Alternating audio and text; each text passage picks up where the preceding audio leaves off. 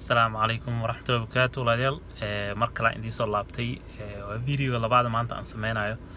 marka waa khayr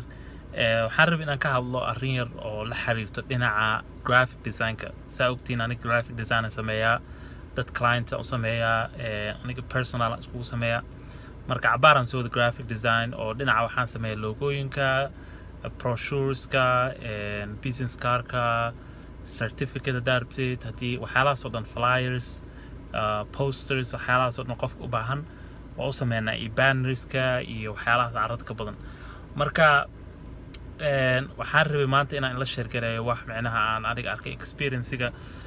intaan soo waday oo dhowrkii sano hadda waxaan soo waday business ahaan waxaan soo waday adiga 5 sano ku dhawaad hadda ka horna awl caadi aan iskaga sameyn jiray oo si free aan badan ku sameyn jiray waxyaalahan ku arka waxa kamid ah oo aad ku dhib badan la dhaqmida dadka macnaha rabo in ay graphic design loo sameeyo macnaheedu ma aha in habkii dadka loo dhaqmaayo dadka qofku inuu xun yahay ma aha ama qofkii uu yahay qof rude ah laakiin waxa weeye qofkii ma yaqaan wuxuu rabo for example hadaan idin siiyo nin baa waxa uu sameynayay certificate aan u sameynayay actually laba nin midkii ugu horeeyay waa iska okay oo laakiin kan labaad waxay ahayd sheeko dheer waxay ku bilaabatay sheeko fudud waxay ku bilaabatay okay waxaan yarka ii sameeyay certificate-ka ii sameeyay hadana waxay noqotay sheekadii oo saan maribisaan iga dhig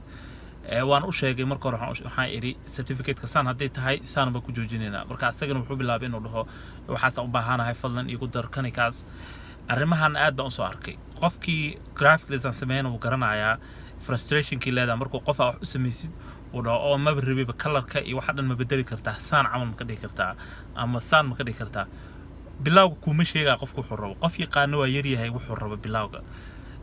marka adiga markii aad sameeysid macnaha example u sameeysid oo wax aad u sameeysid arkaan waxay ku leeyihiin ma saan ma rabinay waxaan rabay si ka duwan aan rabay ay kuma sheegaan laakiin bilawga sida ay rabeen marka taas waxay keenaysaa qofkii waqtigu ku bixiyay waxay u keenaysaa dib fara badan waxa kale oo jiro arrinta graphic design-ka laftirkeeda lacagteeda ma badno marka hadda graphic design bis sameynaysid lacagtiisa ma badno printing-ka ka lacag badan marka la fiiriyo web design-kan uu ka sii lacag badan yahay labadaba marka ayadii arrinta lacagteeda yar tahay haddana dadkii ay requestigooda ama wixii isbedelkooda carada ka badan yahay shaqadii aad qabato qofku ku dhahay shaqo ii qabo oo marka shaqada qabato ka bacdi ku dhahay saan ma rabin laakiin marka hore uu sina ku sheegin waxay noqonaysaa markaas sheeko adag noqonaysaa marka waxaan kula talin lahaa dadka graphic design sameynayo in ayna graphic design ka dhiganin bas shaqadii qabtaan waa inaad wax kale ku dirtid waa inaad ama leedahay meel printing ah oo print grade ama waa inaad leedahay web design business inaad leedahay wax inuu ku jiro waa graphic design kaligiisa haddii macnaha waa ka sameyn kartaa business laakiin way adagtahay aad u adagtahay siiba client-iga dadka Soomaalida ah aad bay u adagtahay in ganacsi graphic design ah oo kaliya laga sameeyo marka waxaan dhihi lahaa hadii aad arrintaas ku guda jirtid qofku markii aad ka soo qaadad rabtid inaad ka qaadid wuxuu rabay waa example la tusaa hala saan ma rabtid masaan rabtid for example logooyinka camal aniga waxaan dhahaa logo haddaan sameynayo always waxaan dhahaa qofka example ii soo dir so ilaa 4-5 xabo oo example ah oo ay leedahay way qurxayn ii soo dir kadib aan qofka u design gareeyaa oo u sameeyaa marka isla markaasna asigoo qofka ku soo diray wuxuu ku leeyahay saan ma rabisaan iga dhig marka frustration-ki iyo waxa bilaabanaya iyo waqti ka galaya badanayo wixii adigoona lacag fiican ka helinin iyo waqti waxa ka galaa carada ka badan marka adigana waxay kugu sameynaysaa waqti lumis marka ka taxadar markii aad graphic design ka sameynaysid ogoona macnaha shaqada qabanaysid intii aad information ka qaadi kartid client ka qaad intii kalena kullee waxa noqonaysaa inaad dadaashid anigana ma jecli qof hadii aan wax baan ku sameynaya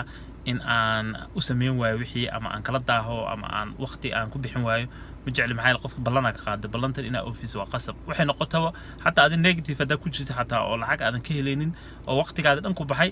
always ballan hada qaado ballanta ina office waa diin islaamka saas ayna amraysaa marka waa inaad taxadar aad muujisid markii aad qof dooranaysid aad u sameynaysid graphic design weligaana free ha ku sameynin hadii aad free ku sameyso qofkaas wuxuu isleeyahay wax kasta lagu sameeynaa markaas uu iska sii wadanaa sheekadii marka taxadar arrintan graphic design-ka arrin fudud ma aha qofkii graphic design sameeya yaqaano isbeddelkii leedahay iyo frustrationkii leedahay qofka graphic design sameeya yaqaano marka insha Allah intaas aan kula talin lahaa aad baa u mahadsantihiin dhammaantiin assalaamu calaykum